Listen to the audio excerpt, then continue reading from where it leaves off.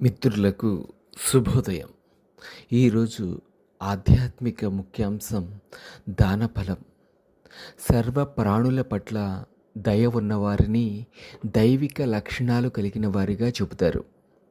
పవిత్ర భావనలతో నిస్వార్థంతో జీవించేవారిని తాను వెన్నంటి ఉంటాను అంటాడు పరమాత్ముడు.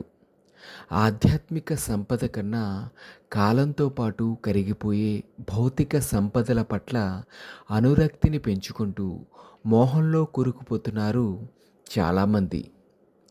తమ చుట్టూ ఎందరో అభాగ్యులు ఉన్నా సాయం చేసేందుకు వెనకాడుతున్నారు.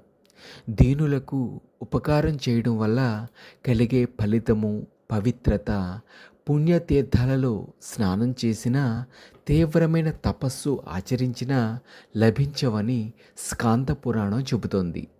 దీనులు, ఇతర ప్రాణుల పట్ల కరుణ ఉన్నవారికి ప్రపంచంలో దుర్లభం అనేది ఉండదు అంటారు తులసీదాస్. ఎవరైతే మనస్సును నిశ్చల భావంతో పరమాత్మ మీద ఉంచి అన్ని ప్రాణుల హితం కోరతారో వారు నిర్వాణ బ్రహ్మాన్ని పొందుతారని బుద్ధ భగవానుడు చెబుతారు.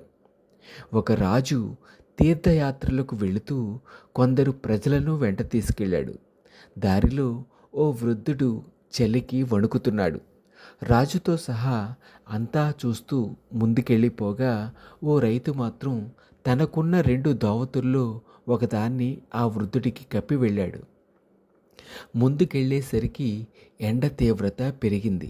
అయితే నడుస్తున్న వారిపై మాత్రం మేఘాలు నీడనిస్తూ అనుసరిస్తున్నాయి. వారంతా కొంతసేపు ఒకచోట విశ్రమించి తిరిగి బయలుదేరుతుండగా ఒక మహాత్ముడు ఎదురే అడిగాడు, రాజా, ఎవరి గొప్పతనంతో మేఘాలు ఇలా మీకు నీడ గొడుగు పడుతూ వస్తున్నాయో తెలుసా అని. రాజు తన పుణ్య ప్రభావమే అని మనసులో అనుకున్నా పైకి చెప్పలేదు. మీరు ఒక్కొక్కరిగా బయటికి వెళ్ళండి. ఎవరి వెంట మేఘం వెళుతుందో వారి పుణ్య ప్రభావమేనని తెలుస్తుంది అంటాడు. మొదట రాజు, ఆయనను అనుసరిస్తూ ఒక్కొక్కరిగా మిగిలిన వారు బయటికి వెళ్ళారు. కానీ మేఘాలు కదల్లేదు.